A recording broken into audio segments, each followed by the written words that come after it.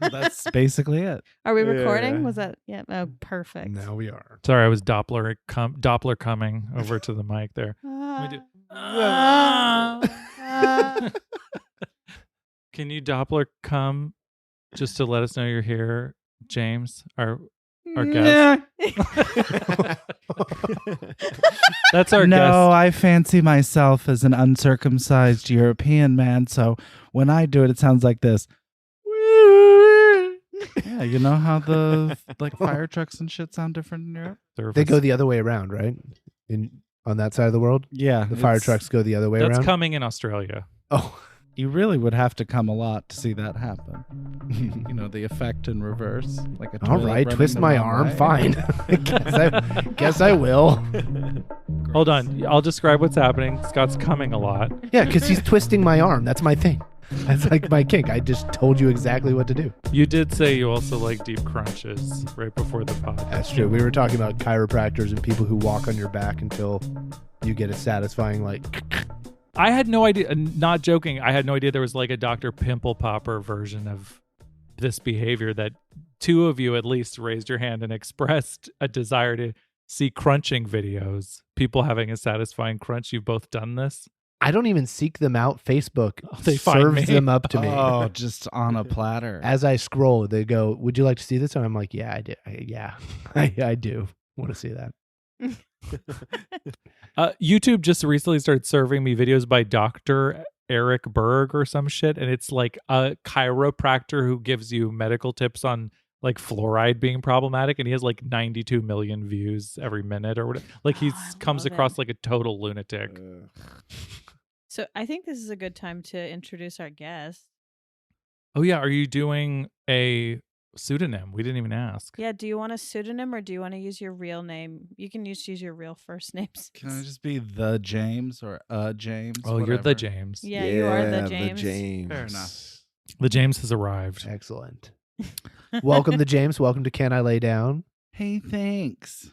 For people who need to know what kind of energy has joined us, there's like I think twice the amount of like withering gay fatigue that's ready now that I'm not alone on the pod, that James is here.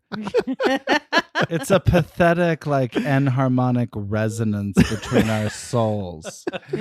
Alone, we vibrate quite slowly. Put us next to each other, and the oscillations increase to the point that no one can stand us, including ourselves.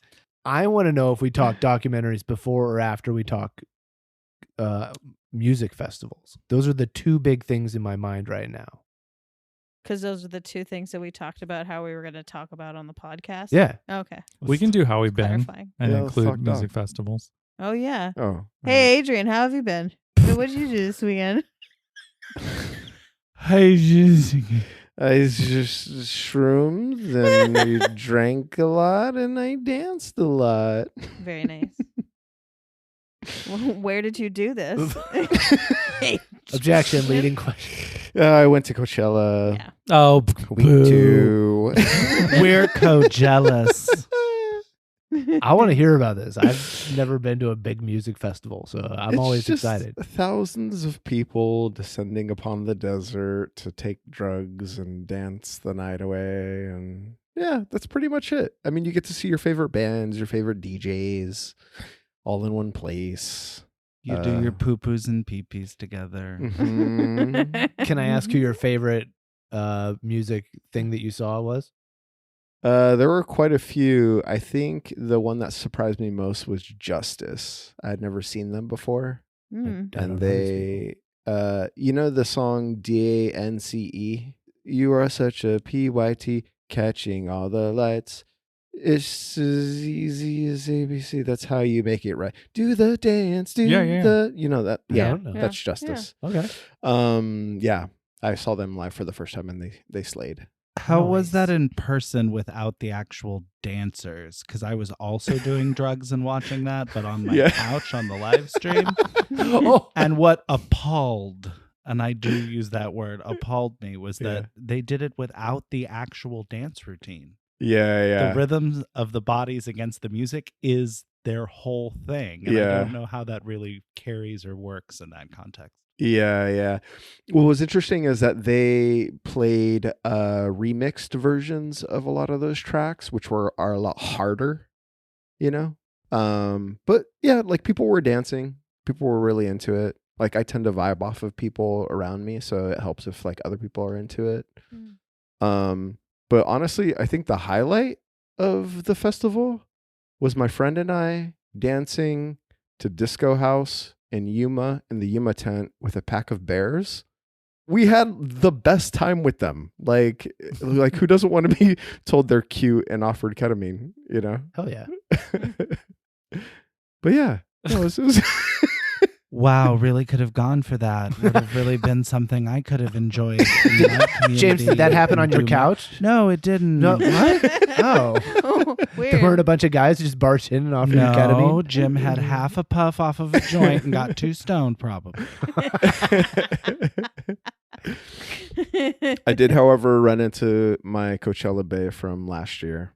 Nothing happened though. The bay of the story of Coachella last year. Yeah, from last year. Yeah. I randomly ran into her on the first night. That seems like super. Like, the odds of that, like you said, there were thousands of people there. Thousands and thousands and thousands. There's no way you could plant. Like that's. They didn't do anything. They passed in the night, Yeah, right? we passed in the night. That's very mature. Yeah. Were you there with another romantic person, or were you there?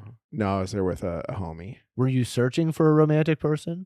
No, I tend to not search for those things at They these just find you things. because you're so. Yeah, they Okay, just cool. find him. Okay, cool. It's not every year that you have a Keely when you go to Coachella. A Keely, do you know what that? It's like the girl that rides on your shoulders as you both heal your childhood wounds on ketamine. Okay. And her name is Of course. her name is always Keely, and you met her Yes, of course. just Always. 10 minutes That's ago. so weird. I know a real Always Keely Keely. just like that. It's science. Yeah, they offer you cocaine. That's a different type of person than me. I would not want to be on someone's shoulders for any extended period of time.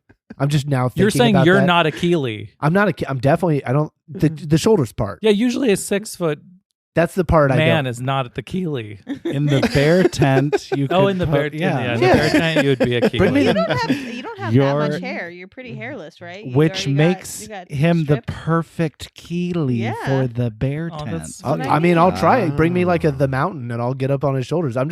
I feel like I would want. mountain. I would want some more mobility than that. Like I'm too Oh. beholden to someone else's legs. I'm the master of the Master Blaster duo, and it's just not as Well, then What are you these be, metaphors that are coming Why out of your don't- mouth? I don't know what this is. why don't You you, don't know Master be on the Blaster? bottom? You could be on the bottom with the 6'8", And I have to carry the 400 mountain on my pound- shoulders? You got to No, carry thank the you. mountain up the mountain. It's a Sisyphus. that dude's huge. I did take too many shrooms on Sunday and started to freak out a little What? bit. No such thing. What? Yeah. Okay. Yeah. No, a friend hooked it up with some really good mushrooms where like on the package it's labeled like how many you should take to get a certain type of experience. Uh-huh. And mine melted the first day, so I didn't know how many I was taking. I just like dipped my finger in the bag, and I did it more than once, and I ended up overdosing Is on this what I wanted. Chocolate or is it It's gummies? gummies. Oh, gummies. I got you. Okay. Yeah. And then I Where- just like started freaking out. Where'd you go to recover? Krungbin or Krungbin, the Krungbin? band from What? Houston. So you did make sure Uh, that you were still at a concert. You didn't go to like a nurse tent. No. You were like, who do I want to wear this off during? Who's the Yeah. freak out artist that you chill out at? Yeah, and they are the chillest artists, so Alright. it did the job. I settled into it. Hmm. Had a good time after that. Are there people buying food at Coachella? Are there food vendor? What is Yeah, Yeah, it's like there's lots of $25 food. a plate that? Oof. for And anything. are you locked in? You can't go probably anywhere else. You're a contained audience, right? Yeah, Okay. yeah. Can you get a big creamy date shake? Yeah, probably. Yeah, I wouldn't doubt it. That sounds so LA. No, because the whole thing's out in the Coachella Valley. It's where all the dates are from. Yeah. Yeah. Okay, that's another energy that James has on lock. What's that? High specificity. Oh yeah, details. The level of specificity Yeah. that comes from this man, it's off the charts. It's exquisite. It's a curse. What are you looking up, Ari? Well, this was something that I thought would be good to read on the pod, since it's a story about the NFT war nymph. It's on the Grimes wiki. Oh my god. I And speaking of our second guest, welcome back, Grimes. War nymph is a digital avatar created by Grimes sometime in the Misanthropocene era, which is 2018 to 2020. It represents, get ready for this, it represents the goddess of ID and social media. That's goddess of id. Hey, Grant. For her NFT, hold on, excuse me, Adrian. for her NFT, war nymph was reclassified as the goddess of Neogenesis. Neon Genesis? Evangelion? Yeah, exactly, because that's from Japan. I don't think it's cool that my NFTs have fallen like 86% since they were sold. But anyway, what was your question, Adrian? I actually have an unrelated question to what you were just talking about. Apparently, Were you at my little shit show at Coachella? Is that what you're I going to had a ask me question. about? Yeah, I was going to say, what went wrong? Why did you have one of the worst sets What? in What? Coachella history? Can you remind me what happened? I was in a K-hole For at the me, time. yeah. Well, there was a shit ton of technical difficulties. Like you couldn't get your music to play or at like the right speed, and And I It's just think I heard about that other sorry, I just want to just a little bit elaborate on that. I heard that a bunch of other DJs basically said that all of the technical problems that you're having was completely avoidable if you knew what you were doing. Wow, that's misogyny. And I saw in a lot of the photographs that you were using a 15-year-old Dell to run your entire shit. And it was bad from the jump. My Inspiron is still kicking. That was a So, latitude, that's and rude. you know it. Listen, I can address these issues that have been raised about the speed of my music. I listen to a lot of podcasts at 2.75 speed, and I have to listen. I have to take in a lot of the intellectual dark web at a very rapid pace. So the speeds are high, and they couldn't reformat the data in time for my concert. So, Makes sense. listen. Yeah, Adrian, does that answer your smart ass question? Don't you feel bad now? I do feel kind of terrible. I'm Where were sorry, your children Grimes. during the show? Which, I don't know.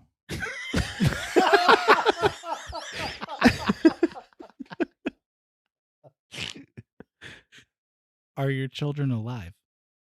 I can send a text and check if you really are like quizzing me hard on this. But I know you must have can- some really deep, just unspoken acknowledgement that the question of whether or not someone is alive is I'm going to keep way more reading. complicated. War Nymph is my digital avatar. This is a quote from me, my interview in The Face, aka my digital self.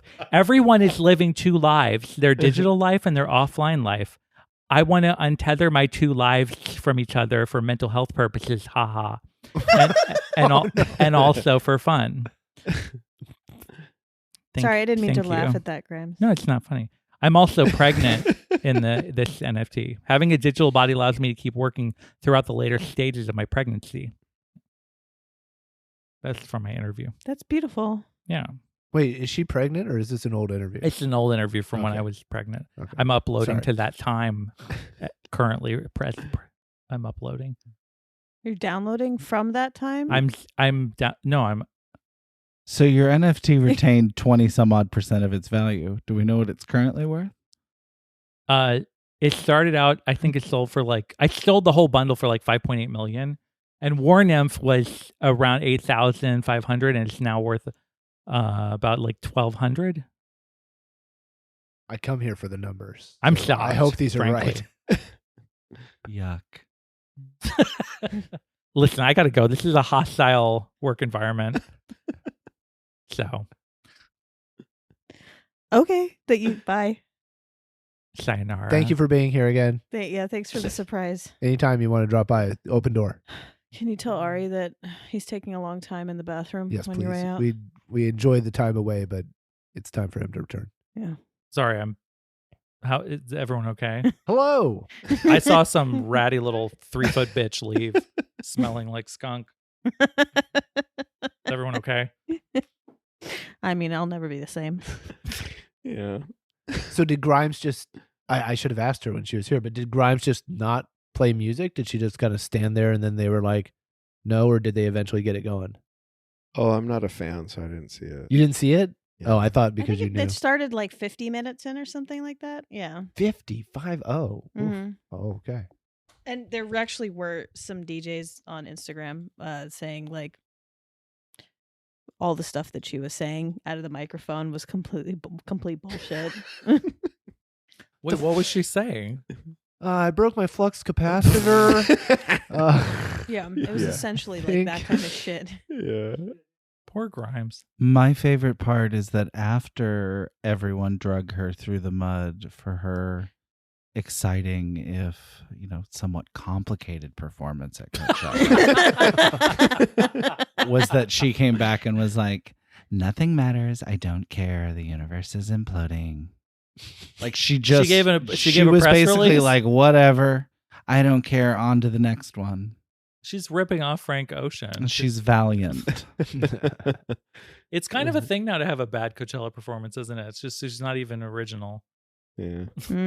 So wait, James, now I'm curious about your experience. Did you buy, they sell tickets to do it virtually? Is that what you had? No, you don't have to go to Coachella. You can just turn on YouTube and it live streams. Oh, it just live streams? And Okay. you can pick between the different areas. And Did you bounce watch like between a bunch of it, or performances. did you just like pick and Watch choose? the ones that were worth watching? Okay. Oh, and it's free? Yeah. Uh-huh. Oh. Are you a music festival Hmm. guy, or do you like that sort of thing usually?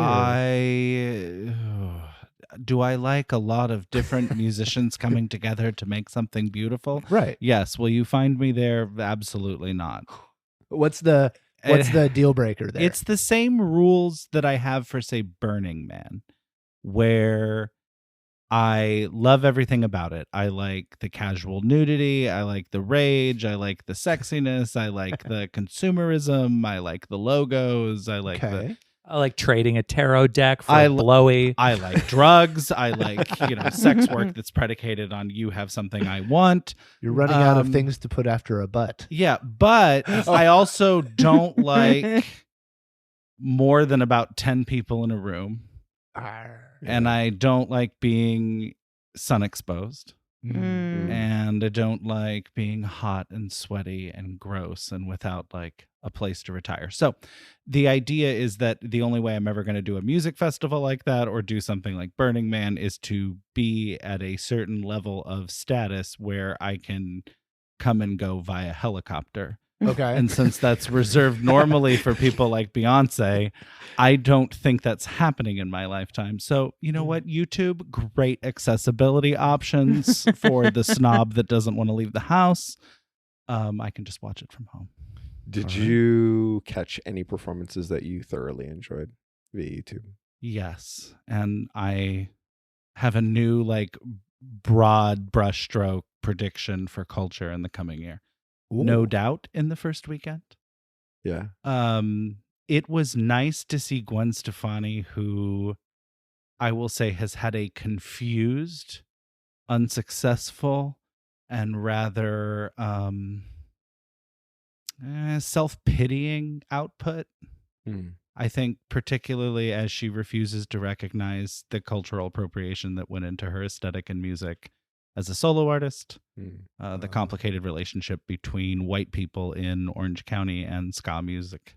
Mm. I think that is also difficult, but to see her completely in her element, engaging with people in an artistic practice and medium that clearly comes from a very, very deep place in her, Yeah. that is electrifying to me because I don't think many artists, whether you're fans of the artist or not, is able to do that. Mm. Mariah Carey hasn't been able to do that. I think that's a good example of someone who has, in fits and starts, tried to reinvent. You know, Gwen Stefani had that horrible single, Let Me Reintroduce Myself. Where she's like, my name is Gwen, but let me reintroduce myself. Like, it's the worst. Where she was, and then the next, That was really fucking bad. the next single remember would it? be like, Oh, I don't. I really hated how you never looked at me right. I'm sad now. And you're just like, well, we don't care about this juvenilia that you've schlocked around, whether it's in the Harajuku lovers thing that she was doing or otherwise. But all to say that No Doubt was fantastic, and to see a group of people who had not performed together in a very long time produce music at that level, I was like, that's impressive. Was it the original, like the all full original lineup? Oh, Mhm. okay, that's fun. I would have you liked see to have them? seen that. I would have liked. I to did, see yeah. No, it was electric. Yeah, no, she had the whole crowd going, and it's cool to see that she can transcend generations. You know, to see like the younger audiences just as into it as their parents or the older crowd. Me. Mm. That's really cool. And my broad prediction is that ska will somehow be back. Totally. I think It makes sense. Yeah. My husband and I have a friend who's from Malaysia who we had over for dinner once and explained what, hey, what kind of ska music were you into? And he was like, what are you talking about? He, by virtue of being from Malaysia, like had never experienced the whole ska bullshit that we did. I just assumed everybody in the world was living through that trauma at the same time. Yeah. And we played it for him and he went, this is really bad. I don't understand why this. I was like, no, there's this band, No Doubt.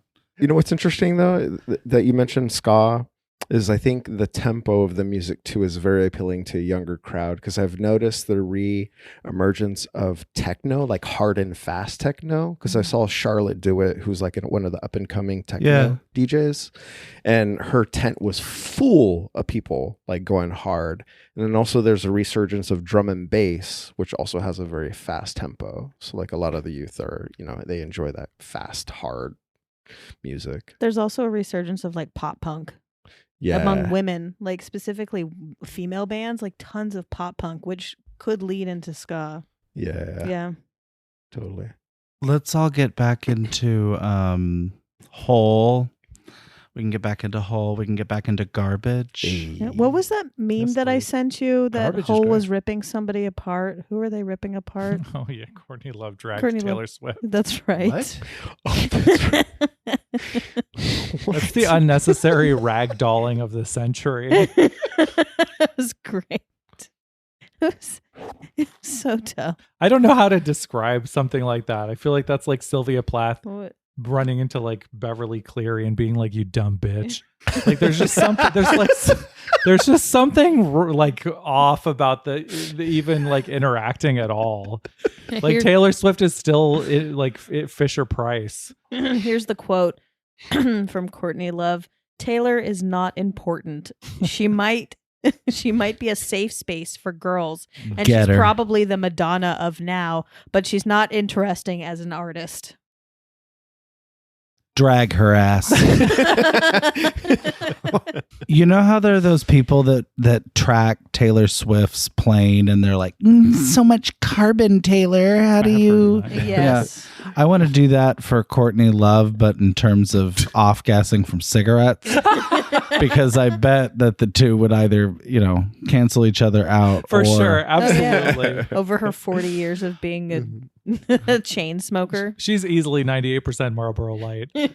Courtney Love's CO2 production rivals that of many nation states. Oh, Courtney. Mm.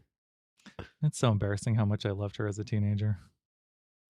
It's okay. It's embarrassing how much I love Madonna as a teenager. They're your Taylor Swifts. Everybody has a Taylor Swift. Oh, no. Oh, Mine's Debbie God. Harry. Oh, really? Yeah. Who is Debbie Harry? Blondie. Oh, okay. 3 homosexuals, 3 blondes.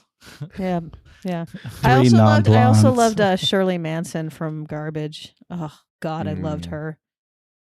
she was like the anti-Madonna for me, and I just like loved how gothy and bitchy and awesome she was. The funny thing Garbage is about her great. is she's so down to earth. Like She is. every time I see an interview with her, she just seems so lovely, and Yeah. like Mhm. she should be like a podcast host or something. Yeah, she's got an adorable accent too. It's Scottish, right? Mm. Is Sure, that right? Yeah, Nancy? yeah. Scottish? I Yeah, think so. Scottish accent's my favorite accent It's on great. a woman ever. Go to Scotland, I'm never gonna leave. That's got a real musk to it. It does. Like I want her to tell me to clean my room. Nice, a nice Shrekiness. Yes. Very Shrek. Lauren. Clean your room. Did you make your bed yet? You haven't made your bed. donkey? No orgasms tonight. I'm on board for this. So if you find this person, please let me know. Lauren, how did you discover that Scottish accent was you were so into it? Like that seems like it Oh. has a genesis, a specific one. Yeah, there was a character on a British television show that I was obsessed with for a short period of time called Bad Girls. It was basically the predecessor to Orange is the New Black. Okay. Or it was one of them. It was essentially the same premise, and one of the main characters was the governor, they called it, of the prison, and she fell in love with one of the prisoners, and they had an affair, and she had a Scottish accent, and she was super hot. So yeah. There you go. Mm. There's like a late 90s TV show called feel Bad like- Girls. I have the DVDs still, and I still have the DVD player that's not region specific, so I can still play them if I ever want to. Wow. Yeah.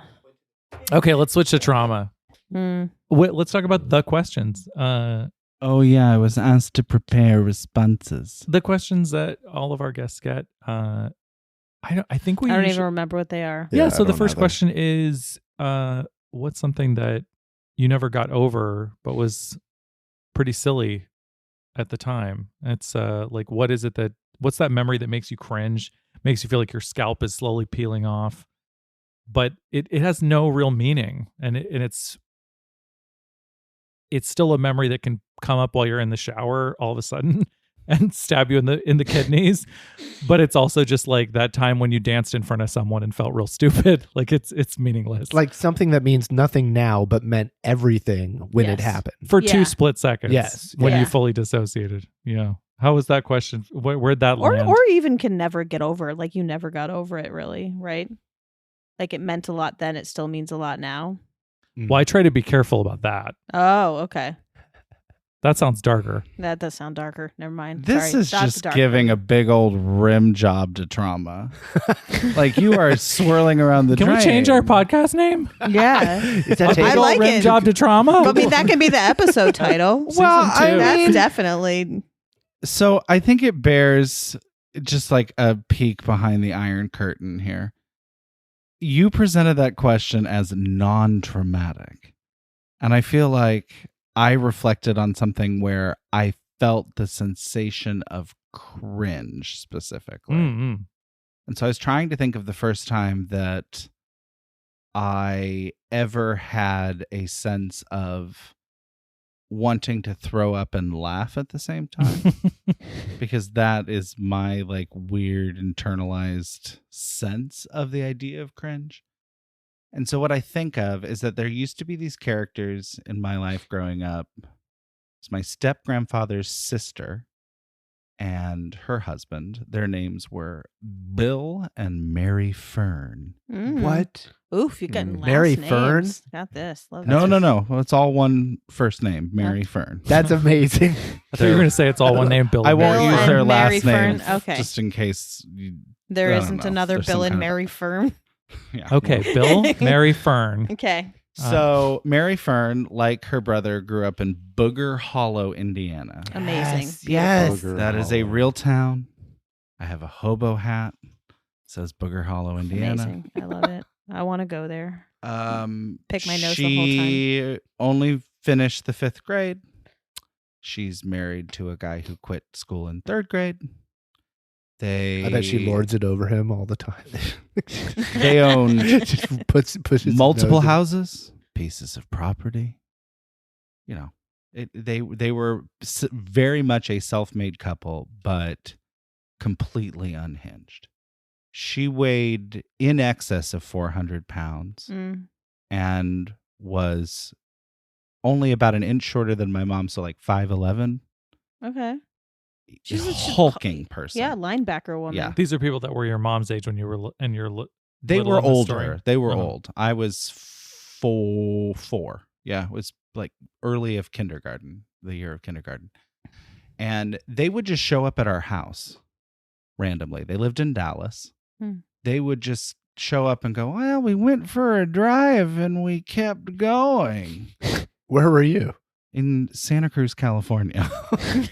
So they would show up unannounced like Dallas 4 to adjacent. 6 times a year. Amazing. And you would ask them, oh, how long are you here for? We don't know, a couple of days. They would frequently stay months at our house. Oh my God. Whoa. They would have no Wow. plan as to where to stay. Wow. And they would just take over either our guest house or whatever, given whatever house setup we had. But they were both, so Bill, by contrast, is like maybe 5 feet tall. So he's this tiny little man. And every morning I would get up when they would stay with us and they would be eating salad bowls. They would split a box of grape nut cereal. Hell yeah. Like half for you, half for me. Scott's been having that for dinner for the past 3 I love months. grape And they nuts. would eat it as fast as humanly fucking possible. And keep in mind, they refuse to go to the grocery store because they, quote, don't speak Californian. What? And that it's easier if my mom goes. So I'm on their tab though. You got to eat that cereal fast, so it's Oof. not. they're that Weaponizing crunch. competence is So palatable. I would never sit with them at the table because I was intimidated by them and I knew that my mom absolutely hated these people. And so after they finished their grape nuts, Mary Fern would go, time to stab me. What? And Oh, she I would got you. stand up in the middle of Oh. the kitchen and start doing like a helicopter with her arm What? and smacking herself in the arm as hard as she can. Then she would pull up the sleeve of her nightgown I know where this is going. and she'd go, Bill, you get that syringe ready. My arm's almost ready. And then she'd slap it a whole bunch of times, swing it around a bunch of And times. get her insulin? And Yeah. she'd go, hit me in the ham. And I would sit there in a home designed by my architect father, eating off of fine china, having my orange juice for the morning out of a crystal glass. And I'd look over at Mary Fern and her big ham arm, and I'd go, those people are attached to me. They're not related, but they're here a lot. The straw that broke the camel's back was later that year when they came back again, unannounced for Thanksgiving. We all said grace because grandparents were there, which means suddenly everyone was religious. And Bill made a special point to say that he was thankful for everyone, but not the N-words. No! Oh my God. To which triggered my mom to pick up the plate of food that was in front of him and smash it into his chest. My mom then told him to pick up his shit and get out of the house. And they never came back again. Oh, thank God. Your mom's awesome. Yeah. 2 weeks later, we got a slew of parking tickets because he was routinely using my mom's car and parking it in places without paying for the meter. Do you think your mom was just waiting for the opportune moment to finally be rid of them and he supplied it? Or do you think she had an honest reaction to that? I'm just curious. My mom felt afflicted by my dad's family. I see. Like she'd be like, why? These are the people? I'm imagining an orgasmic opportunity to destroy them. But I'm sure that the thing is that my mom was so withering that there had to have been other moments where she was like, Bill, shut the fuck up. Like I could totally see that. But I think that moment my mom just snapped. My mom, when she was talking about it later on, she's like, I just saw you sitting in your chair and thinking, another generation of people are going to grow up to treat people that way, to speak about people that way, and it wasn't going to happen in my house. She just shut that's it down. awesome. Well, But the cringe moment is the big ham arm with the diabetes and the insulin. Right. So we tried to find a non-traumatic place. None of this is traumatic by comparison. So the ham That's arm, not how trauma the works. ham arm thing is funny to me because one, it makes me still to this day, anytime I get like throughout the entire COVID nightmare, I would in my head say that to myself every time I got jabbed. Still, like whenever I get blood drawn, it's a healing. It's a grounding. Hit me in the ham. I know you said not traumatic, but like to me, the things that hurt worse are the things where it's like people that I have stakes in or investments in, and Bill and Mary Fern were not it. Oh, good. I was not like, these loving, like elderly people. No. Garbage. Does anyone have any follow-ups for James's? I have a breaking, hit him in the hams. I have a breaking moment that I had at one point, just like what your mom had, which was interesting. I was young, and my mom is a little batshit crazy. We've talked about this, and we had like birthdays. Always, every year, we would have birthdays at Blue Sky Chinese Restaurant in Campbell, and one year, and my mom always took so much food on her plate, like so much food she would put on her plate, and it was my birthday. And one year she took almost half of the Mongolian beef, and it was my favorite. And then you used the N-word? Oh, no, sorry. I looked at her and I was like, stop being so selfish. And I took all of the food on her plate in my fist. This is already good. And I put it back on one of the plates in the center of the thing. You repurposed a pile of Mongolian beef. Yeah, reappropriated. That my hand, yeah, and reprovisioned. And then I said, "I'm leaving," and I didn't. Mongolian beef piled high. I had no idea how. That's what I imagine is happening during this entire scene. This is becoming Tarantino so fast. If I could have pulled out a sword and stabbed her at that moment, I probably would have. So then I went outside and just started grumbling to myself, trying to figure out how to get home. I didn't have a car. You're just by the side of the road. I would often, when I was very young, I didn't know about swearing or how to swear, but I knew that swearing was something that people did. And so I would do what Yosemite Sam did from Looney Tunes. Yes. And I go, I'm confronted like that. You're outside. You're like, I did the beef move, but now I don't know what the next. Yes, I don't know where to go from here. Did you say tarnation too?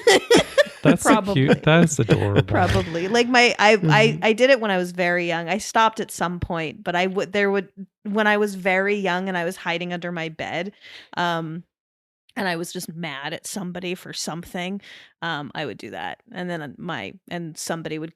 Probably my father would come in and be like, "You're not supposed to be swearing." And I'm like, "I'm not swearing. I'm doing the thing Yosemite Sam is." And he's like, "Well, that's like swearing." All right. The relativity of parents. That's the real trauma. It's almost like that. Oh, God. Yeah. There was so much going wrong. And then someone's like, that's not how you spell... I have a better vegan mac and cheese recipe. That's a callback to a story that'll never be told. It should be. I do like somebody just walking through Winnie the Poohing and eating vegan mac and cheese at an orgy. Fully nude. He was fully nude. In my mind, he has a shirt on. Just like a little crop top. Have to go somewhere. Yeah, exactly. 2 oven mitts holding like the hot pan of big bechamel facial. Yeah, bechamel facial, What? Ooh, socks and shoes. Bechamel facial. That's a great band name. That's disgusting. We're getting some very puzzled looks from our production assistant. 3 people just said bechamel facial like it was a common phrase. And I've never. So bechamel is one of the classic French sauces, and it looks like thick jizz. It's not in. Okay, it's hold not. on, It's hold not on. on Bagel Bites. It's not in Right. Pizza Pockets. So Scott No, does not know what it is. You know what it is? It's Scott doesn't essentially know what it is. country gravy without the sausage. Oh, yeah. Yeah, They have to thinner translate country everything gravy. into Cracker Barrel terms for me so that I can Country understand the gravy. references. Oh, it's the white goo. Okay, good. Alfredo sauce. You drizzle it on Sour Patch Kids. Yes, but it is one of the foundational components in an excellent mac and cheese. Mm-hmm. You have to make a bechamel dressing. Isn't that right? Or is it hollandaise? No, bechamel. Okay. Hollandaise is with egg. And it's, no. And you can't just use ranch. I mean, you probably could. You can't just use ranch. Yeah, it sounds like a Scott challenge. can. Oh, yeah, watch me. Don't believe me, just want. Yeah. Scott can have it with a Slurpee for sauce. Hell yeah. So, what are the other questions that you gave? The other one is when you first got the tingles in the crotchal regions, or like The first time you understood what sex was, yeah, right? it's a little more sophisticated than when you first got horny. But when I first got horny to you, it's when you were like, oh, that's what it is. I get it. But to Lauren's point, Lauren, are you saying like the first time like that I knew that like sex was a possibility? Not logistically, no. Not logistically. Like, that's first time you're like, oh, that's sexy, but not like consciously just being like, oh, ooh. Well, you know how sex is from the underworld, like as a Yes. concept. So this Kate is Beckinsale, right? yes. The whole underworld story. Very sexy. Oh yeah, it was when I saw Catherine Beckinsale in the popular Underworld series. No, but I did once lie and say that the person I wanted to have sex with in 4th grade was Sandra Bullock in Speed. okay. Nice. That's not a formative thing. That was me grasping at straws, folks. What It's a good choice. situation? That's actually a good choice. me. What I'm sorry. My group You're- of guy Sounds friends so in Lauren, elementary yeah. school were like, I cannot wait to titty fuck everybody on Baywatch. In like 4th grade, and I was like, And you spun your bow tie, and you were like, me too. Sandy Bullock in Speed. Ooh. My little acorn is pointed towards the stars. Anything is possible with Sandy from Speed. You're like, am I doing this right? No, but when you asked this question, my mind immediately went to all of the times that like sex was presented to me or something around that was confusing to me, but presented in a way that like didn't make sense.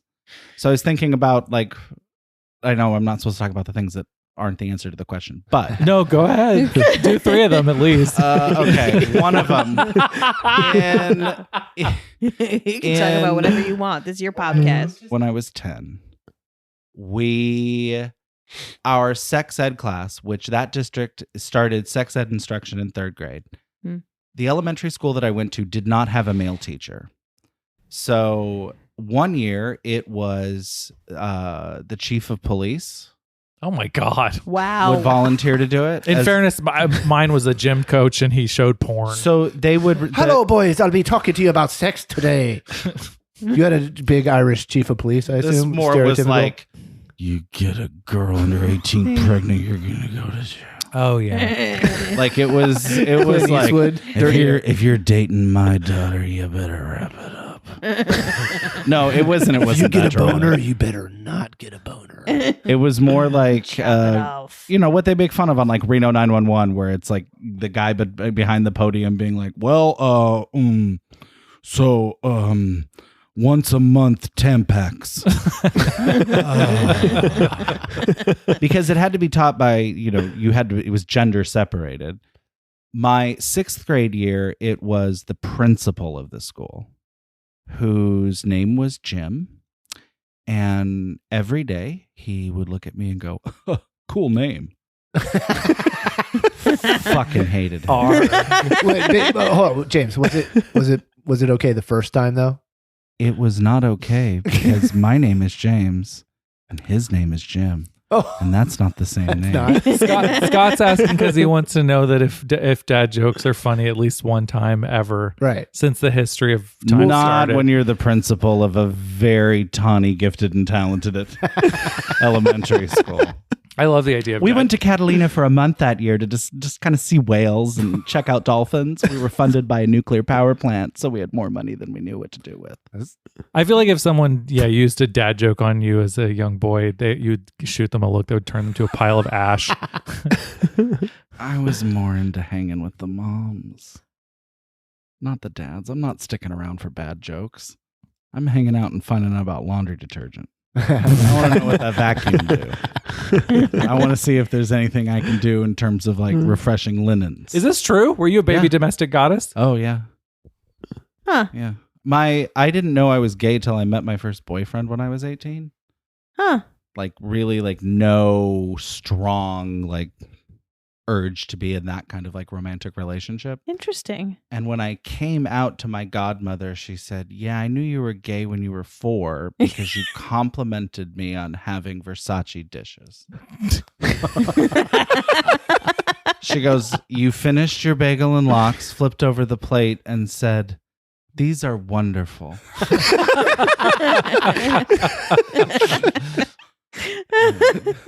Yeah. So, okay. So you're a last to know. So yeah, I'm You're- very much I was a last I to was know. also a last let's- to know. I was also a last to know. Let's slow down and enjoy it. Yeah. I So don't enjoy being a last to know. Yeah. I think it's sweet. I mean, I had girlfriends. I had sex with women. That's like been a whole thing. But like, Well, you yeah, know how we last talk to about know. this a little bit on the show, like hypocognition. Like I watched Playboy as a kid and would jerk off to it, and because no one explained to me that I was doing like looking at the guy, I didn't think of it consciously either. So it even though I figured it out a little earlier than 18, it was not by much. I had tons of orgasms and still didn't know. Mm. well, I think it's because it's a convoluted situation. Oh, And totally. What you have in That's terms right. of an arousal response when you're 7 does not necessarily dictate your course of life. True, but like looking back, I never really had like an arousal like situation with a dude ever. Even the one guy who I had a crush on in 6th grade looked extremely feminine, like Hanson feminine. You were See, and I you're was sneaking him in. horny for the women who exemplified a kind of like grandeur.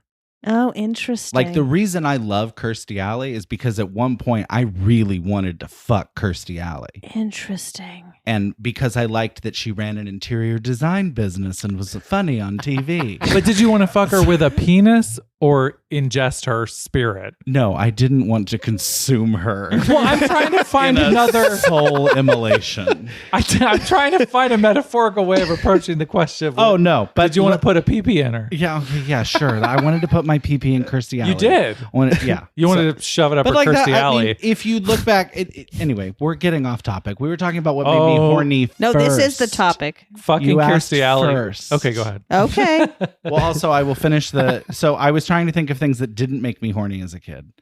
The principal during health class said, "I have a tip for all you boys. If you have an erection and it won't go away and you don't want it, hit it with a pencil." Wow. And so there were moments like seven, that to so convolute the 7 situation. boys in the class instantly. So were I like, was hitting my dick thinking about Kirstie Alley. No, you did not hit your dick with a pencil. My dick was a pencil. I knew that was bogus. I would like some Catholic. I mean, somebody got Catholic true trauma from that No, we instruction. can keep talking about Kirstie Alley. I just needed. But you would I'm hung up on this. You would masturbate thinking of Kirstie Alley. Well, I mean, it would occur to me, not like It would directly. occur. Oh to, yeah, no. What is There's it? no I asked if you- pornography or visual. So It would occur to me. What this does is that mean? you learning way too much about me. Yes, I please. was That's a the whole non-visual masturbator for like a huge percentage of my life. What? too. I was also. even yeah. though I am a visual person as an artist, Yep. that never really. Is that a So term? Non-visual I mastery? think that because so I'm also a visual person as an artist. I can imagine anything in my Yes. head. So I can imagine all the scenarios in my head. I never have to look at porn if I don't want to. Okay. Yeah, I can imagine it entirely. Humble brag. But there are two visual things that, like, I remember feeling a tingle. Wait. about. Hold on. Ari hold on, cannot hold on. compute. He is So were you talking about non-visual in your head, or were you? I'm talking about, like, I don't need to, like, oh, I hope nobody finds my Cheers tape. Oh, okay. I thought you meant that you didn't actually visualize it. It was like an abstract idea. I thought you were like saying it wasn't just a mist that caressed my body. There's a thing called aphantasia where people don't see things in their that's in true. their mind's eye, and I thought we were about to talk about aphantasia. Oh, Okay, fine. No, okay. I'm more likely So to talk you- about Fantasia Barrino. No. Yes. So, okay. So, no, I wasn't asking, did you look at the show Cheers and jerk off? I love how insane that would be. Like someone's like, hey, Sal, or whatever. Hi, and you're, Norm. Yeah. And you're just like, oh. No, but then it led me to think of, like, two visual sources of stimuli from my early sexual career. But okay. you do tell. So you would be fucking the couch, like the space in between the couch cushions, thinking of what now? I would never fuck the space between the couch so cushions. sorry. I'm so 'cause sorry. What am I supposed to clean that up? And what am I supposed to clean that up with? Well, we had many years where we didn't bajisms.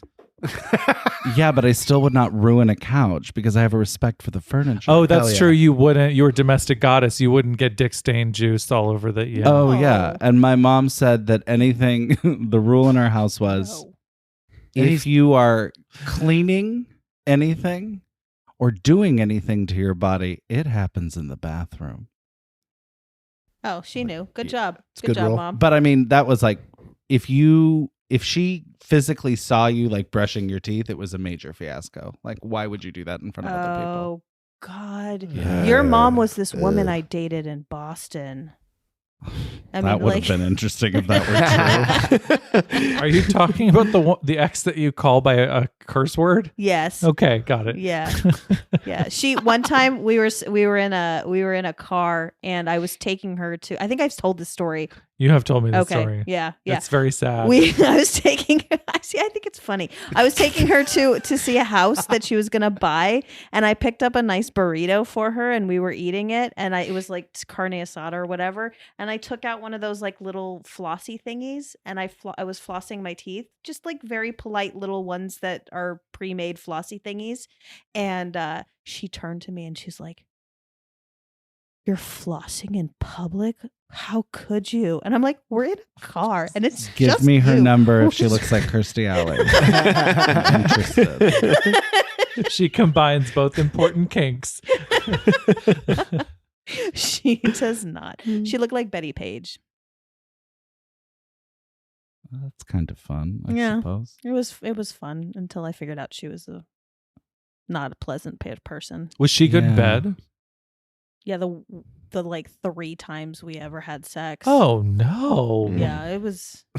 Was it through a sheet, and when you bled on it, she hung it out her like balcony window so that the neighbors knew? No. She Is that learned, how you guys She do learned it? she had HPV, and so we had to have sex separately. So I had to be fully clothed when I had sex with her, and she had to be fully clothed when she had sex with me. It was I need fascinating. a It was walking a stick. study. I need Sounds a fulfilling. walker. It wasn't fully clothed, but we had to wear underwear. Yeah. She sent you to a neighboring city when you had an orgasm. Yep. It's long underwear.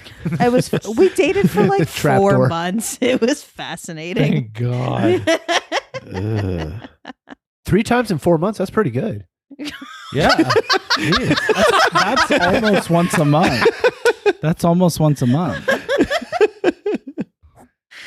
Oh man.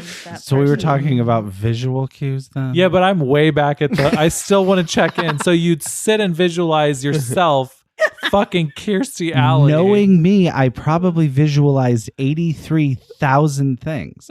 You know when like 2001 A Space Odyssey? Uh-huh. That's how my brain works. Yeah. So you were reborn through Kirstie Alley, and she was Yes. reborn through you. It's like a big black rectangle. And then we pooped back and forth forever.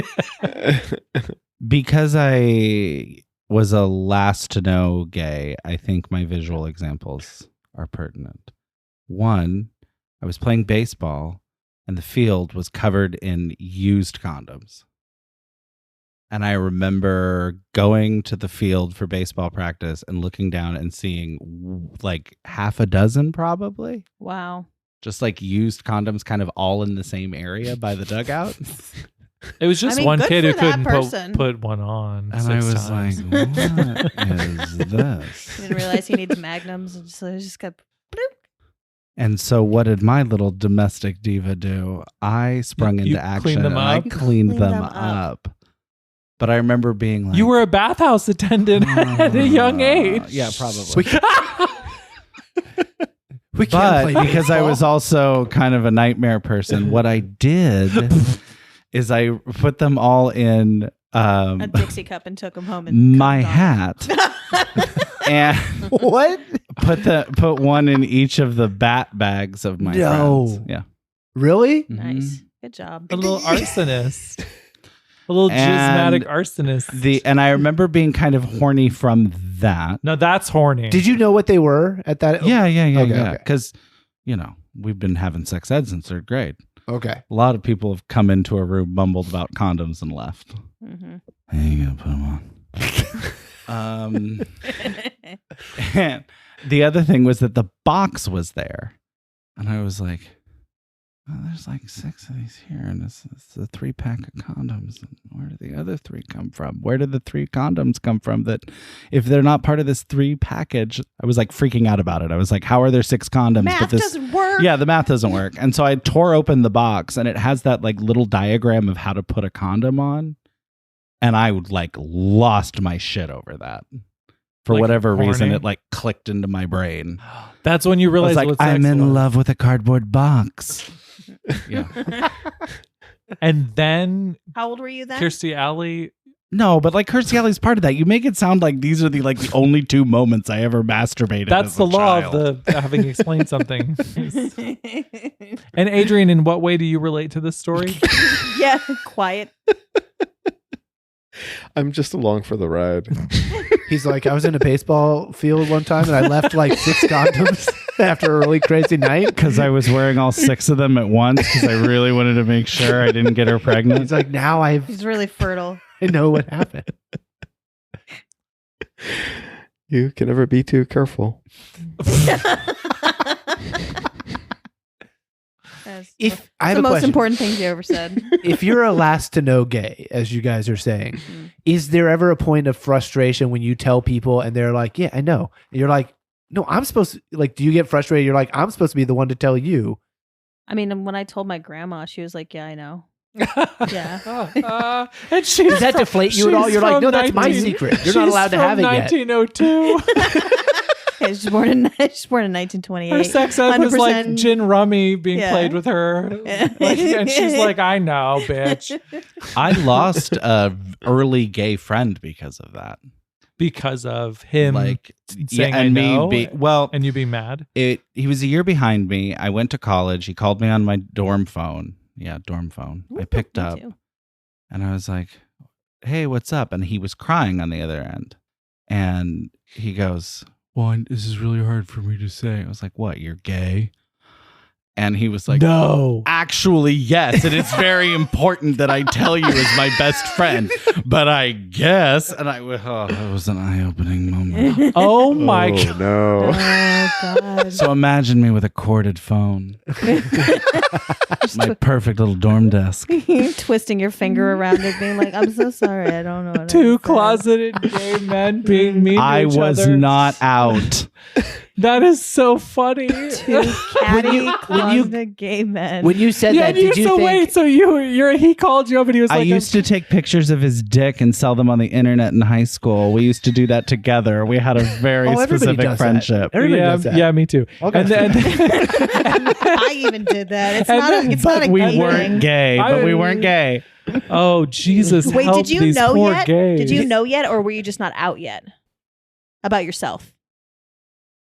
Oh, I'm getting the impression that psychologically you were running through a labyrinth from a minotaur at this moment in your spiritual evolution? Well, I think my spiritual evolution is I'm always being chased by a minotaur. Even when I'm the minotaur. No, at that point... In a Kirstie Alley wig. At that point, I had swapped roommates so that my boyfriend could live in my dorm room with me. But we weren't gay. And one of the big challenges of that early relationship was that he didn't want to be known as a gay man. And I didn't want to be known as a queer artist. So we just let people guess for 4.5 years. You were penis washers. You identified mainly as washing penises. No. Wait, so you were closeted all 4 years of college? Where I never said out loud that I was gay to anyone. So for that chapter, you knew. Okay, yeah, but you knew. I knew. But you couldn't handle it. But we also had a girlfriend together. We were like in a dreamer situation sophomore year. Did you think you were European? Probably. It was all out of an oppositional defiance disorder where I was just like, you want me to be straight and only have sex with one person the rest of my life? Well, here I am in college. I have to pee, a.k.a. furiously jerk it in Lauren's bathroom while thinking about my one and only, my ride or die, my Scientology queen, Kirstie Alley. Oh, but maybe the Kirstie Alley thing was also because my parents were Scientologists for a long time. Well, what? So Oh, I is that think true? Go pee and come back. That's time for us to air a Squarespace ad. We've never had interstitial music. Let's find some now. Yeah.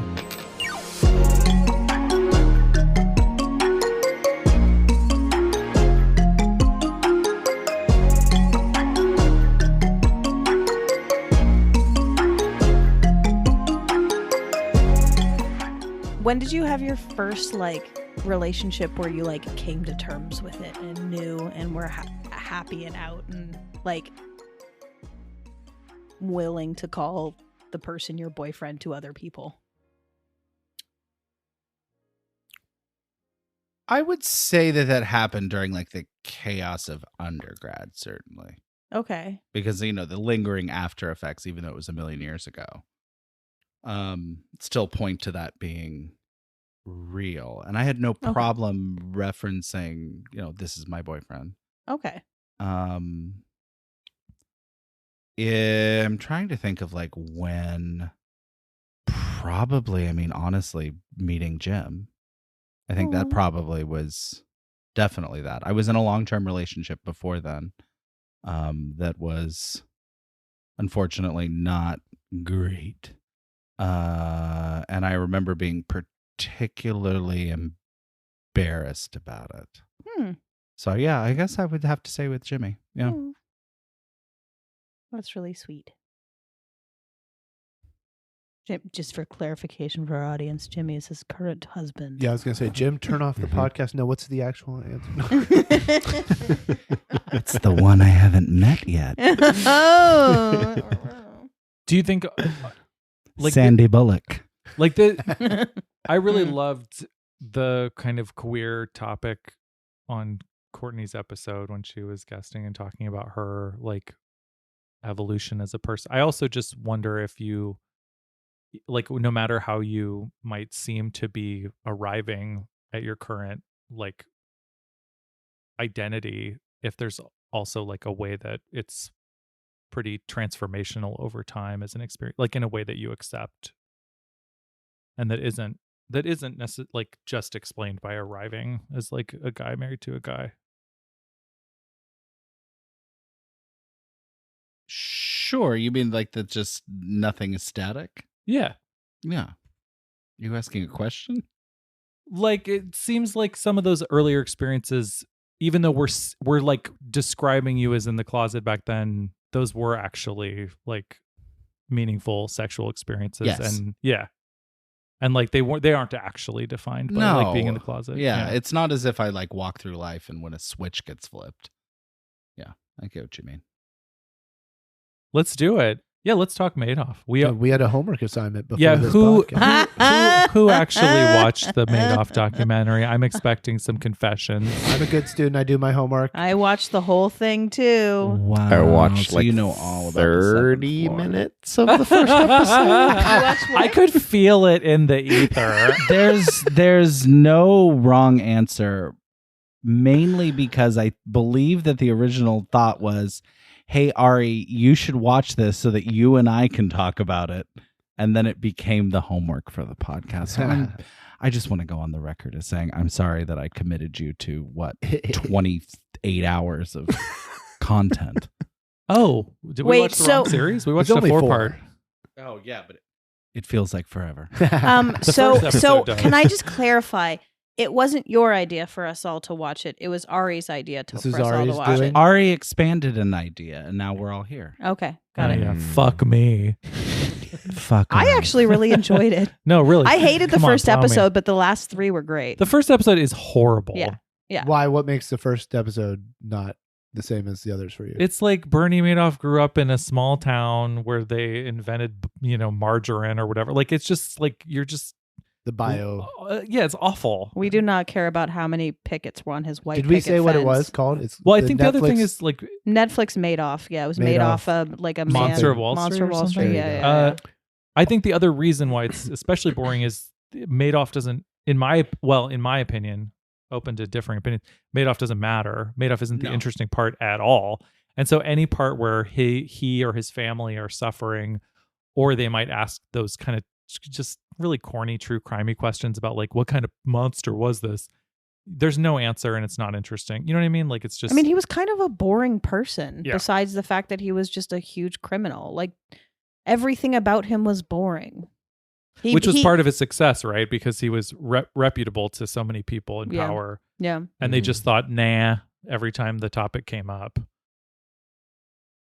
I believe that the driving reason I was interested in like having a discussion around this is around the focus which says, oh, sorry, I'll lean in, is around the fact that, to your point, Ari, Madoff doesn't matter, but it makes me wonder, one, how is it possible that someone that boring controlled that much of the economy for so long? And all it does is splinter my mind into 1,000 questions around like, who is Madoff right now? Who's bigger than Madoff? Like it becomes this like Doom sort of Tetris game where you're suddenly trying to insert all of these assumptions that you think you know about the way that the economy works. And I think in particular, as somebody who has a lot of fatigue around the sense of being othered or like trying to do literally anything in the social justice movement, that it's defeatist to me in a way where I'm like, oh, our labor's being exploited, and also sometimes people can just ruin everybody's lives with money. That sounds great. Glad both of those things are true. Doomerism, welcome back to the pod. Yeah, sorry to bring it down. I have a big old take or whatever, very adjacent to what you shared, but I'm just wondering, like, Scott, Lauren, what does it make you think about watching a series like that? I'm very removed from the topic for the specific reason that I wasn't in the country when any of that was happening. I lived in Japan until mid 2009. So like I missed the whole financial crisis and all that. Like it was very removed for me. I wasn't keyed in on the news. And so it watched for me like, and I didn't have any investments. You didn't miss it though. It was happening around you and you're living with the effects. No, I know. Yeah. But like, I didn't like the Madoff thing. It was all, it came and went when it didn't affect me personally because directly, I should say, it didn't affect me because I didn't have money in the stock market. I wasn't like, I didn't know people who lost. Maybe I did, but I wasn't aware of like people who like lost directly from it.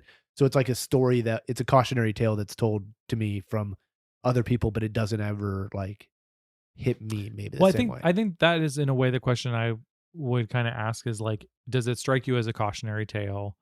How do you for some people, like the incompetence of the SEC is shocking in the story, but for some other people, the reaction is, oh, that's how it's all supposed to work.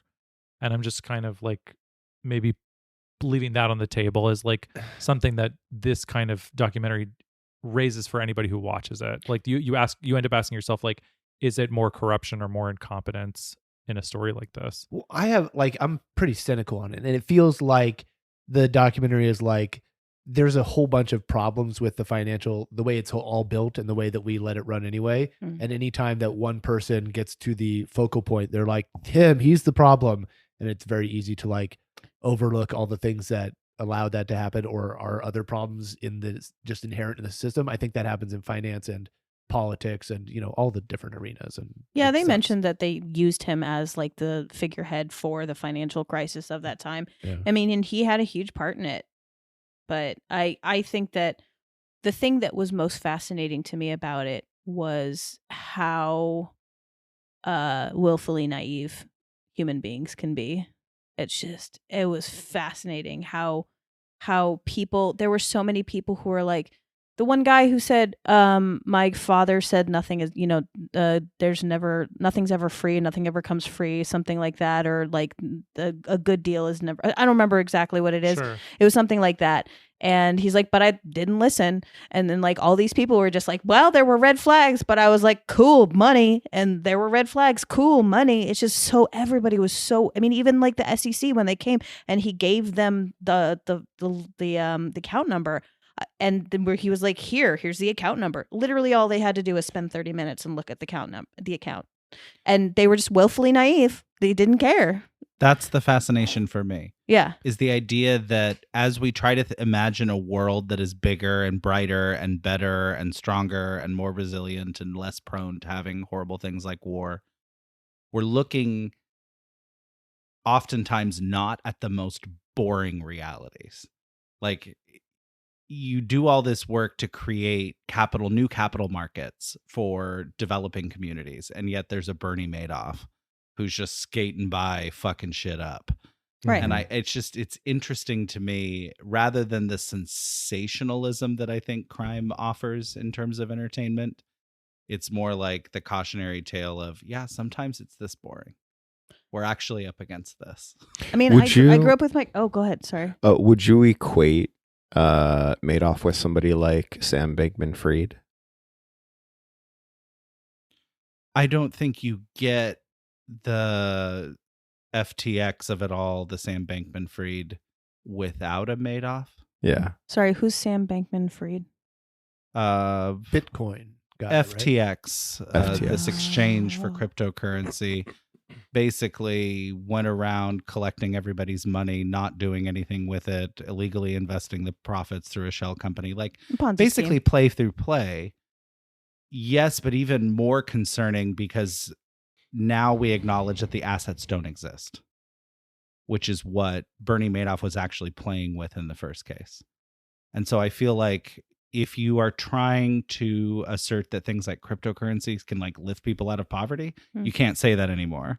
Like it is all tied to this very bland, very milquetoast sense of you can just be ignored and wreak utter fucking havoc because that's what wealth requires in order to continue to perpetuate. Well, I think when it comes to crypto, there's something there that I don't want to wrap up in too tight of a bow. But a lot of the people behind crypto would literally imagine themselves as creating crypto as an attack on the financialization layer of the economy. Like their intention theoretically, and don't get me wrong, I don't have any respect for it, but there's a lot of people that I've met whose intention was this kind of pure libertarian capitalism where all contracts would be visible, or all contracts would be, not visible, but concrete. And so you wouldn't have regulators who can sort of adjust what capital is and does whenever they want to. And so I think there is something kind of brutal about the idea of like the freedom fighters who created something to now be lording over a like just like a piece of shit new it's investment not being scheme. humble while you look for new solutions. Right. That rather than buy into the game of exceptionalism that says if you're smart enough and you work hard enough and you gather the education and resources that you need, anyone can do anything if you're exceptional. That you break through as a Bernie Madoff because you're doing something that nobody else knows how to do. And I think generally capitalism requires you to buy into that exceptionalism. And the problem is that when it fucks up or fails, is that everybody turns around and goes, what is the equal replacement for this? It has to operate at the same level. The economy has to grow in the same way. Like you just replace one set of ways of doing with another. It's not actually growth. It's just replacement, because what you're trying to do is match a level of exceptionalism that you shouldn't have been chasing in the first place. It reminds me of something my grandmother says when I ask her about, like, oh, what do you think about the stock market being down? She's like, it always goes up and down. Like, I've been alive for so many years that it plummets to the floor and it goes really sky high, and then it plummets to the floor and it goes really sky high. And she's just like, it's all kind of fake. Yep. I don't know if it's right or wrong, but the way I think about it is that there's been created a couple of different layers of ways to skim the cream in our society, and it's just one of the ways to skim the cream. And it some of what the documentary series didn't explore was that I guess to some extent, unlike a Ponzi scheme that gives you sort of like 50% profits when you're at the top of the Ponzi scheme, this was a Ponzi scheme that like by Madoff, that sort of mirrored the general profits, like the high end of the profits you would get playing the stock market, or doing the same kind of investing.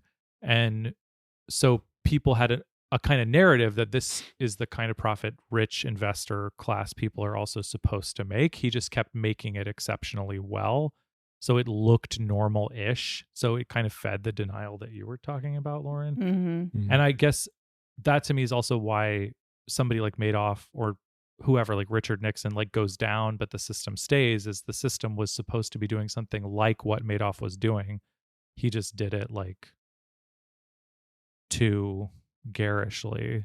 It's almost like we want you to be involved in this kind of crime like properly. Yeah, I mean it reminds me a bit of like Ozempic, where you get all this stuff for oh my God, you get It's all free. It's all free. You get to lose all this weight, and it's easy, and it's Turns wonderful, out. and there's no consequences. Although, except for there's a lot of fucking consequences, and nobody's talking about it because everybody's just willfully naive and being like, well, I'm skinny, but I can't actually eat anymore. Oh wait, I'm withering away. Fuck. I have permanent stomach paralysis. Yeah. Which is one of the emerging major risk factors. yum. Yeah. They can't actually eat. Are you like, what's the percentage on that? Way higher than it should be. I'm ready for the Ozempic The backlash. matriarch Osborne. What's her first name? I forget. Sharon. Sharon Osborne. She has a paralyzed stomach. Mm-hmm. She And deserves apparently it's somewhat reversible, but it's like 100% not reversible if you decide to like jump to another drug. There you go. How does that work? So your stomach and your intestines, it's all a bunch of muscles, right? And they're contracting and moving stuff along. And if you paralyze those muscles, it doesn't move the food anymore. Got it. And it doesn't digest anything anymore. And it sits in your intestines or your stomach or whatever. And you get extremely constipated. And it's really painful. Is that food corpse? There's a food corpse that's not even moving through my system. A bolus. There was a part on the documentary that was fascinating where there's one guy who like knew the jig and was using it Oh to God, I loved him. take money out of it, and he knew that Bernie couldn't say it. He's like, well, I got to take my money out. You know, you told me I made this much money. He knew it was fake, but he's like, you can't say no to me or else the shenanigan is up. And he just like, they were like, this is the guy who profited the most from it. I was just like, that's a fascinating dynamic. Just him being pinned by that dude and not able to like, you know, because he's hinging on that, on the lie existing, you know. I mean, and that's the one person who came forward, or that we not came forward, but we know about. Right. I'm sure there were plenty of them, and that's why he was trapped into a corner at some point. Yeah. Like he was trapped into a corner of his own lies, and he had to continue. Otherwise, people were going to rat him out. And so that's probably eventually why he turned himself in. He's like, I just can't fucking do this anymore.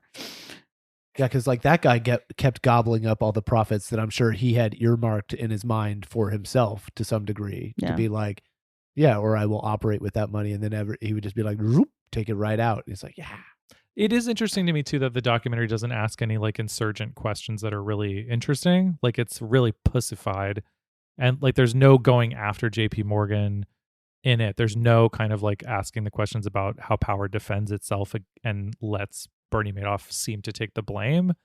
And it really is bullshit that it's him. Like the idea that the SEC, like the fact that they all frolic in a world where the SEC is toothless, and same thing with crypto running wild and free right now. Like the idea that these people, I think we all know that like the rich and powerful have no real restrictions on what they do and very few like checks on themselves, like moving capital around and reshaping it. Whereas like every, like they're also anti-intellectual, not considerate, lack empathy. Yeah.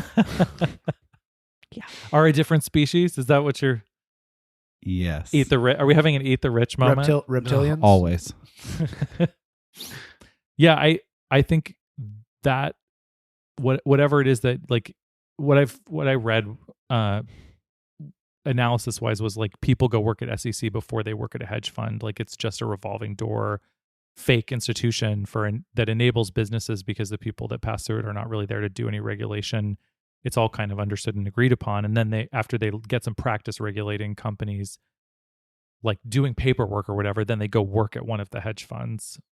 It's not like a real organ, and that's like, real.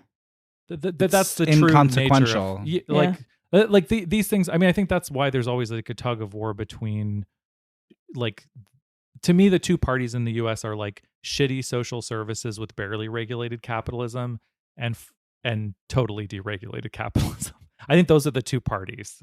Well, it seems like it mirrors like the law, where it's like people will be a public defender and then they'll flip to the more lucrative, once they have experience and expertise, they'll flip to a more lucrative private practice on the other, like literally the other side of the argument that they were just spending their time making. It's all about regulation. A private attorney is just a deregulated legal professional.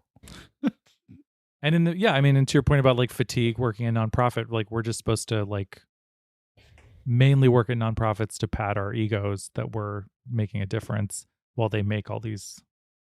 It's all like the C-suite moves. people and like all the C-suite people and the people who make $750,000 a year as a CEO for some tech company who's also on the board for Humanity for Children, like that kind of thing. And he makes $750,000 a year and he buys a Ferrari. It just speaks to the part of them that like sheds a single tear for March of Dimes or whatever. Like It's not real devotion. Yeah. It's just like, oh my God, that baby with a cleft palate made me cry once. Do you want to round up 53 cents to save the children? Yes, I'm a good person. Have you guys been hearing that word enshittification? Speaking of the future. Nope. First time. Ooh, this sounds I good. like it. Yeah. So it was coined to describe the process after. It's a word related to techno-feudalism. It was coined to describe the process after the monopoly is locked in by a tech company, and then the tech company has the market and degrades the product and the market after locking it in. Lay the word on me again. Enshittification. Enshittification. That's just called the cycle of the valley.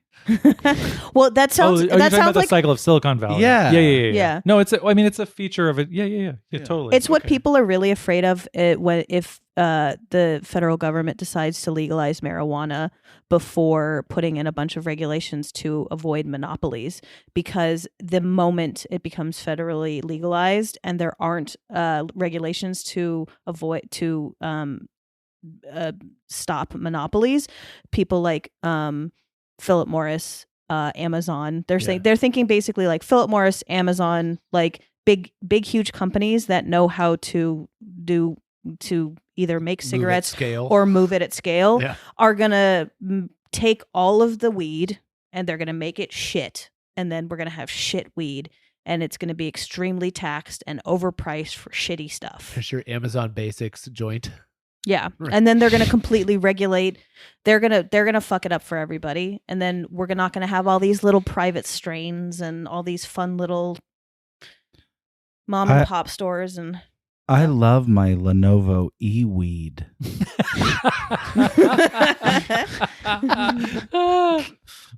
Well, that's what the Apple iPhone 20 is going to be. It's going to also be a vape pen. Can I? Hella terps. I'm tasting hella terps. I'm pulling hella terps off this drag. Okay, I'm going to play a video about enshittification. It's only 2 minutes. But this is like where Google's like, do you want a worse phone this time? Is that what you're talking about? No. Or wait. Oh, or like where Apple's like, Should we hook it can I up? play a video What before kind we of phone? guess What kind of phone do you have? Okay. What kind of phone do you have? I Let's just mean your play it through term the. generally. Oh. Huh? Let's What kind of play phone it do you through. have? Let's play it through the thing. Oh, you can? Yeah, and we can listen to it. Okay. All right. So I bought this book on eBay and I paid $26 plus $6 in shipping because I don't want to buy books on Amazon. It makes me feel bad. And also, Amazon has started doing this thing where they just print on demand a book and it's garbage, like it's trash. The pages will be all messed up. The ink isn't set right. The cover, this isn't the actual cover. This is like a zoomed in picture of the cover. I don't know if you can tell, but it looks like shit. And I paid like $32 total for this because I was like, surely someone on eBay is selling like an actual 2001 version of the book. And no. I paid $26 plus $6 shipping, and that eBay store bought it on Amazon and shipped it to my house. And so it's a garbage print-on-demand copy. Look at that. Do you see that? You see that? And so, because I'm a boomer, Absolutely I was like, shameful. I'm sending this back. This isn't what I ordered. This is trash, actually.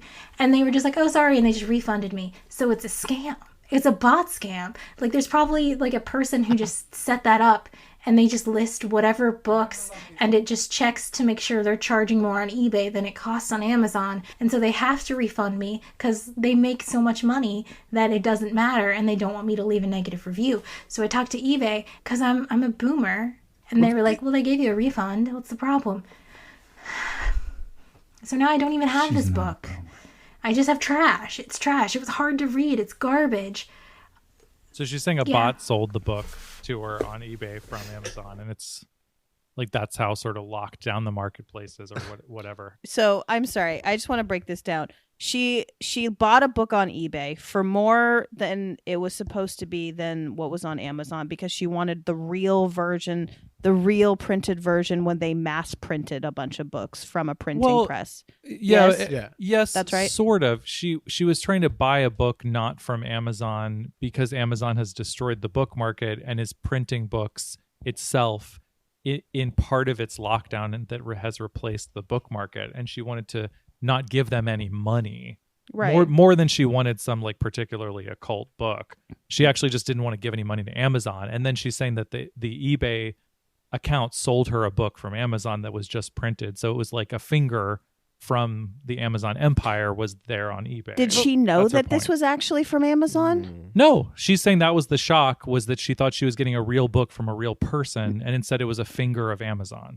But did it say it was printed by Amazon on the book?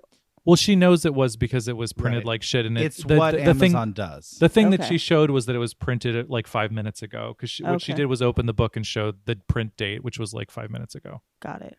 The internet's gonna fuck you over. Amazon's gonna fuck you over. You're gonna buy tortillas from Safeway, and a Wayfair couch is gonna come to your house. Like, it's just part and parcel to the world that we live in. We got back to the topic. Thank you. Yeah. I think the heart of the print on demand difference, the quality difference is like you're dealing with someone making it before buying it versus buying it before making it. And so when you're running big print runs as a bookmaker, you have to make them feel good because people have to have them in their hand and decide whether or not they're going to get them at some stage, of classic bookmaking. And now it's like, all right, we got it. So just run it off on the printer and bind it in a crappy way. But I've heard that about Amazon bookbinding too, or that they use bad stuff, and it's just a bad experience. I mean, part of my job was doing packaging, like print run packaging stuff in China. Like I worked for a company where I designed the packaging, and I would go to China and I would go to these massive printing presses. And sometimes they were printing presses where like on a different floor, it was completely closed off, and that's where they printed the Apple stuff. So like they were massive printing presses, and the quality that was coming out of them on the first run every single time was absolutely atrocious. So I 100% believe it. Like we would give them files, they would run the print, and it was bad. Like I would say 50% acceptable. And then you would say, here, change these things up, and they would do it again. Right. And so you had to have a human component to be like, hey, this is bad. Do it again. This is bad. Do it again. Do it again, do it again, do it again, do it again, until you got to about like 85, 90%. Okay, this is fine because we're going to be here for another week unless I finally call it quits. So I understand, like, first run is probably going to be horrible. And if there's no human component and there's just a bot making it, then, then it's going to be bad. You're saying Amazon books will get better over time? No, I guess what I'm saying is it's an interesting thing that we're discounting. We're removing the humans out of it. And when you remove the humans, you remove the humanity out of the book, right? Like, so that's what she's saying. I'm agreeing with her to a degree. It's not made by humans for humans. Nobody's considered the heft or the gram weight of paper. No. No. Yeah. Like the Apple packaging, they had explained it to me at some point. Like they actually will literally test the amount of every Apple package, you should be able to hold it by the sides, and the weight of the bottom box should pull it down. And they would time the amount of time it would take for when it should be like 5 seconds or 10 seconds or whatever, how many ever seconds when you hold the top box and the bottom box falls. And that had a person who had to time it. They had to inspect it. They had to make sure it was good. They had to change the packaging. They had to have ingenuity. It costs so goddamn much. You gotta feel horny when it comes out. Right. You've got to. Right. I bought a new MacBook Air recently, and jokes on them. I got my finger under the corner of that box and I ripped it diagonally from ass to earlobe. And they're like, no, take his Mac. And I literally just handed the box back to the Apple associate, took the cord and left. They were probably I don't seething. want this, is what I said. And then I was like, I got to get out of here. I can't be here. James is living wild and free. Thank God. I just want to draw this lovely YouTube gal, or whatever we're calling her, this wonderful person who drew our attention to this problem. There's a thing called the ISBN. Yeah. The International Book Serial Number that's printed on most books. Mm-hmm. If you compare that to what's in the Amazon listing, you can avoid these things. Usually these self-printed books, because I collect a lot of like weird old 70s and 80s queer writing, there's a lot of bad reprints out there. Usually the covers are done in a font or a color choice where you're like, there's no way that's the original. Mm-hmm. Or it's like written in LEET code on the front cover. And you're saying you check the ISBN to avoid these things. 54 years. That's how long we've had it. I thought it was 1 week. She's had 54 years to figure it out. I thought it was one ISBN. Week. We got to get out of here. I think I smell carbon monoxide. Is it International Serial Book Number? I will not run out of these. I will keep going. I'm a machine. International Book Serial Number. We've eaten probably enough Nerds gum. Sorry, I'm getting really boring and talking about printing processes. Well, we did have to talk about Bernie fucking Madoff. Well, the download on that is just rich people are awful and you don't even know about it. I vote boo to Bernie Madoff. You want to hear bad bold guy. take, Scott? Actually, can I just do one more thing? Yeah. You gonna moan? No, I'd like Adrian to say goodbye to everybody because he's been silent. Sorry, I'm still coming down off of Coachella. Share your cosmic love with the listeners as we close I out. love you all so much. Thank you, our one listener, for listening. We appreciate you. You are a friend of the pod.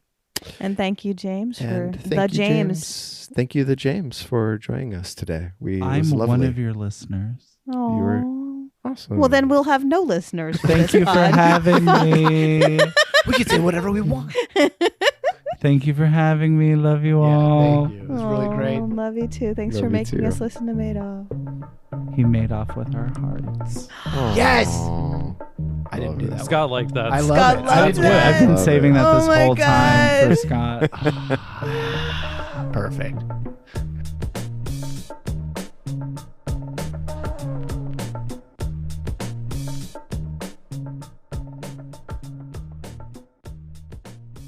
Hit me in the ham.